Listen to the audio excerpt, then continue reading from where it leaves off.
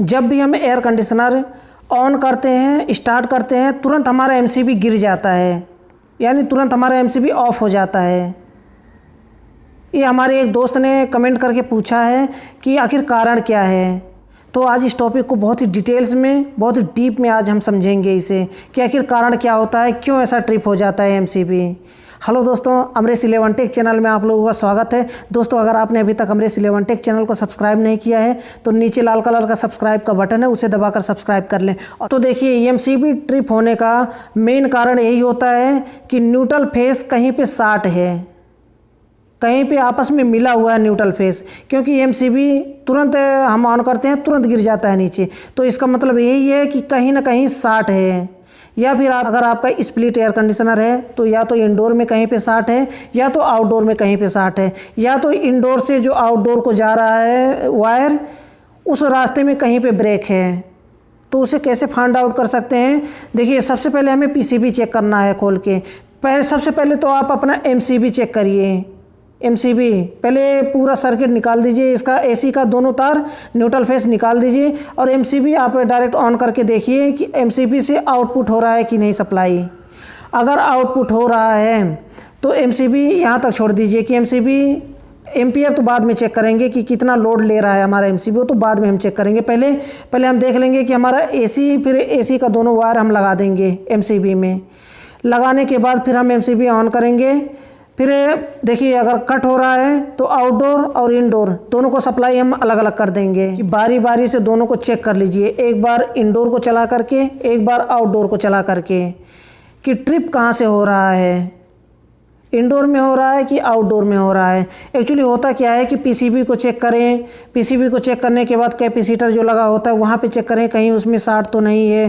फिर outdoor, indoor से outdoor को जो जा रहा है से तार पूरा चेक करें अंदर से बाहर तक कि कहीं पे शॉर्ट तो नहीं है। कभी कभी ऐसा होता है कि तार कभी हीटिंग की वजह से वो कट करके आपस में चिपक जाता है, तो यह भी कारण होता है कि। लेकिन देखिए, अगर ऐसा है कि रास्ते में तो नहीं होगा, इंडोर में ही होगा मेरे ख्याल से, क्योंकि तुरंत ऑन करने पर तुरंत ट्रिप हो रहा है। इसका मतलब क्योंकि पीसीबी हमारा सप्लाई देता है 2 मिनट के बाद, 2 मिनट के बाद सप्लाई देता है, तो अगर आउटडोर में होता तो 2 मिनट के बाद एमसीबी गिरता, इसलिए हो सकता है कि इंडोर में ही हो सकता है। लेकिन प्रॉब्लम एक्चुअल कहाँ कहाँ होता है ये भी मैं बता दे रहा हूँ कि इंडोर का पीसीबी चेक कर लें। इंडोर में जो इनपुट सप्लाई दे रहे हैं आप न्यूट्रल फेस, वहाँ पे चेक कर लें कि वहाँ पर कहीं तो शॉर्ट नहीं है। वहाँ पर अगर सही है तो पीसीबी चेक करने के बाद फिर आउटडोर में जाएँ। आउटडोर में जो इनपुट सप्लाई हो रहा है, जो न्यूट्रल फेस और सी कंप्रेसर के लिए जो जाता है, वो सप्लाई आप चेक कर लें वहाँ पर कहीं शॉर्ट तो नहीं है।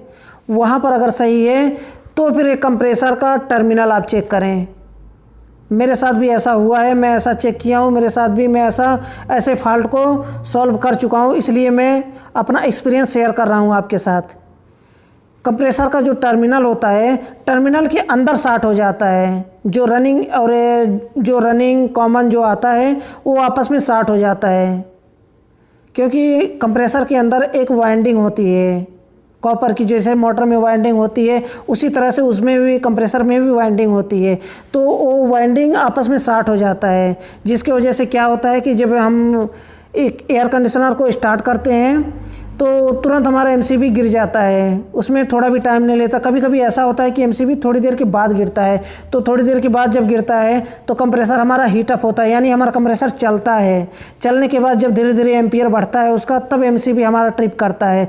जैसे कि हमारा एमसीबी लगा हुआ है, कितना एम्पियर लोड ले सकता है, उसके बाद ट्रिप हो जाएगा, क्योंकि उसमें होता है 20 एम्पियर, 50 एम्पियर, 100 एम्पियर, इस तरह से एमसीबी आते हैं। तो कितने एम्पियर तक का लोड ले रहा है आपका एमसीबी, उसके बाद ट्रिप हो जाएगा। तो अगर उतना कंप्रेसर आपका पूरा सिस्टम, पूरा इंडोर और आउटडोर मिला करके उससे ज़्यादा एम्पियर अगर ले रहा है तो एमसीबी तुरंत ट्रिप हो जाएगा। इसलिए आप एक कंप्रेसर को चेक कर लें और मोटर को अलग करके मोटर को भी चेक कर लें। जो कंडेंसर फैन मोटर लगा हुआ है आउटडोर में, उसको भी चेक कर लें कि उसमें कहीं शॉर्ट नहीं है। ऐसे बारी बारी से सिंपल होता क्या है, एयर कंडीशनर में सारे पार्ट यही तो हैं, एक है पीसीबी है और इंडोर का fan motor, blower fan motor है, और उसके बाद सप्लाई आउटडोर को जाती है। पीसीबी अगर आपका सही है और इंडोर का ब्लोअर फैन मोटर सही है तो फिर सप्लाई आउटपुट हो रही है, आउटडोर के लिए। आउटडोर में क्या है, कंप्रेसर है और कंडेंसर फैन मोटर है और कैपेसिटर लगा हुआ है, बस इतना ही होता है। तो छोटा सा सर्किट होता है और कुछ भी नहीं है। तो बारी बारी से आप चेक कर लें और जहाँ भी फॉल्ट मिले आपको बहुत ही आसानी से सॉल्व कर सकते हैं। भी होता है कि एमसीबी की वजह से भी ट्रिप हो जाता है, क्योंकि एमसीबी ख़राब हो जाता है, लूज होता है। उसका जो हम ऑन ऑफ करते हैं उसका बटन वो लूज हो जाता है, उसकी वजह से भी एमसीबी बार बार गिर जाता है नीचे। तो उसके भी चेक कर लें, अगर ख़राब है तो उसको भी एमसीबी को चेंज कर दें। तो ये छोटा सा वीडियो था, आई होप कि आपको समझ में आ गया होगा। अगर वीडियो पसंद आए तो वीडियो को लाइक ज़रूर करें। और दोस्तों, अगर आपने अभी तक हम रेस 11 टेक चैनल को सब्सक्राइब नहीं किया है तो नीचे लाल कलर का सब्सक्राइब का बटन है, उसे दबाकर सब्सक्राइब कर लें और बेल आइकन को प्रेस कर दें ताकि हमारी आने वाली न्यू वीडियो की नोटिफिकेशन आपको सबसे पहले मिल सके, क्योंकि दोस्तों हम आपके लिए ऐसे यूजफुल वीडियो लेकर के आते रहते हैं। तो दोस्तों, आज के लिए बस इतना ही था। अगली वीडियो में फिर जल्दी मिलते हैं एक नए टॉपिक के साथ।